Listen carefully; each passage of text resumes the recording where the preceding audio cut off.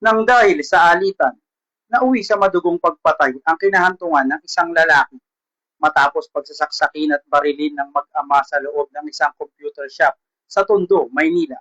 Sa kuha ng CCTV, makikitang kinumpronta ng dalawang sospek ang biktima sa loob ng computer shop.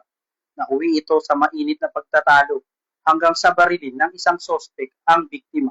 Sinubukang pang magtago ng biktima gamit ang isang monoblock chair at sinubukang muling barilin ng sospek, ngunit nang hindi na pumutok ang baril, nilapitan na siya ng isa pa nitong kasama at pinagsasaksak sa leeg.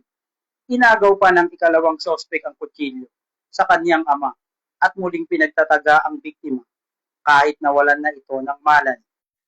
Nagtamo ang biktima ng ilang saksak sa iba't ibang bahagi ng kanyang katawan at isang tama ng baril sa kanang ibabang bahagi ng dibdib nito.